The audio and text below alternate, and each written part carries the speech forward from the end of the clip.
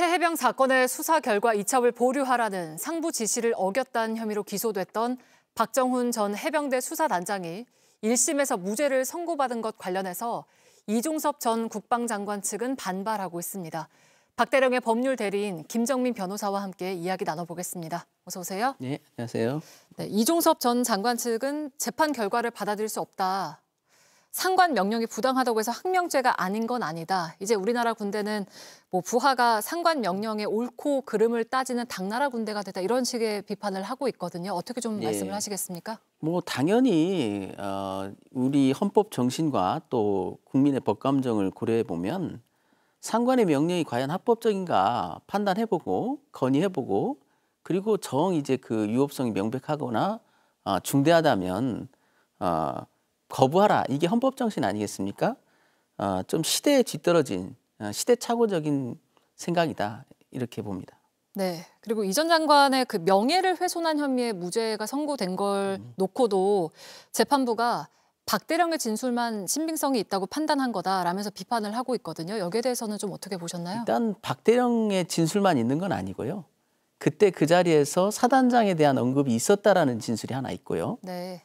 또 공소권 남용에 대한 판단에서 중요한 단서가 하나 있는 게 적극적 반론권을 행사한 것을 추가 기소까지 한 걸 보면 뭔가 그 남용의 의도가 좀 보이지 않냐 이런 재판부의 판단도 있어요. 그래서 그건 굉장히 아전인수격인 판단이고요.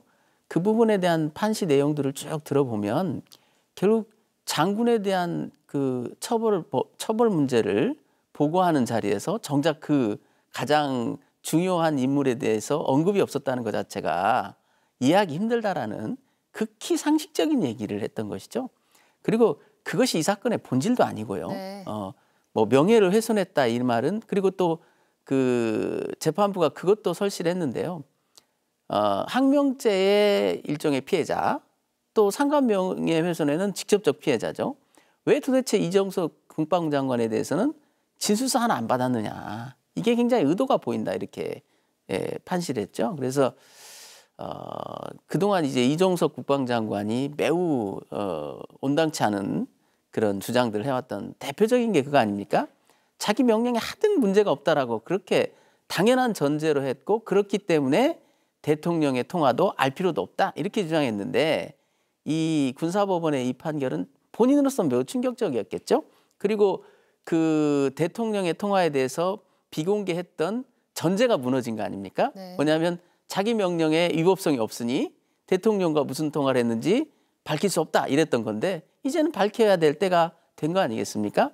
군사법원에서 명확히 그 명령에 위법성이 있다라고 판시했으니 이제 그 위법 명령을 내린 이유가 뭔지는 국민들께 소상히 밝힐 의무가 생겼다 이렇게 보고 있습니다. 네. 그리고 임성근 사단장도 이 전 장관의 지시를 박대령이 알고도 따르지 않았기 때문에 항명죄가 성립한다라고 주장을 하는데 이번에 나온 이 무죄 판결이 임 사단장의 남아있는 수사에도 좀 영향을 미칠 수 있다고 보면 될까요? 임성근 사단장 업무상 과실치사와 사실은 이 항명 사건은 직접 관련이 없다고 저희가 몇 번을 강조했던 거거든요. 왜냐하면 임성근 사단장의 유무죄는 임성근 사단장이 어떤 지시를 했고 어떤 지휘를 했느냐에 따라 판단하면 되는 거고요. 항명 사건은 그거와는 궤가 다르다. 그렇기 때문에 이 사건에서 무죄가 나온 것이 임성근 사단장의 과실치사 유무죄와 직결되는 것 같지는 않아요. 다만 왜 도대체 그런 위법 명령을 대통령이 내렸느냐 그 부분에 대해서는 하나도 밝혀진 게 없지 않습니까? 이제 그 원인을 규명해야 될 때가 도래했다. 그리고 그 필요성은 이번 판결에서 분명히 나타났다 이렇게 볼 수 있는 것이죠. 네, 지금 잠깐 말씀하시긴 했지만 윤 대통령 경로설이나 수사 외압 의혹에 대한 수사는 아직 좀 더디게 이어지고 있는데 앞으로 더 밝혀져야 할 부분들에 대해서는 좀 어떻게 좀 보고 계신가요? 이제 핵심적인 게 그거 아니겠습니까? 과연 대통령이 보고를 받고 자연스럽게 경로를 한 거냐 아니면 뭔가 불법적인 로비가 그 전에 있었느냐 후자일 가능성도 배제할 수 없고 거기에 관한 정황 증거도 제법 있지 않습니까? 그 부분이 규명돼야 된다. 이제 항명이 아니라는 것은 분명해졌으니까요. 도대체 왜 그런 엉터리 같은 지시를 대통령이 경로하면서 했느냐.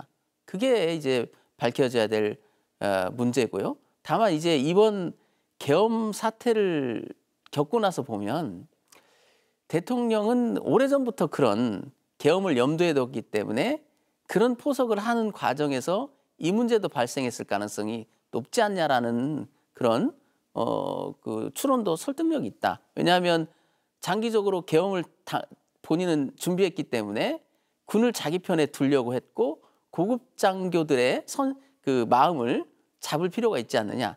그러니까 그 부분이라면 이제 사전 로비가 아니더라도 경로는 있을 수도 있다. 그러나 그건 역시 엄정한 수사를 통해서 증거 법칙에 따라서 판단해야지 현재는 두 가지 가능성이 다 열려 있다고 저는 그렇게 봅니다. 네, 알겠습니다. 오늘 말씀은 여기까지 듣겠습니다. 김정민 변호사와 함께했습니다. 고맙습니다. 네, 감사합니다.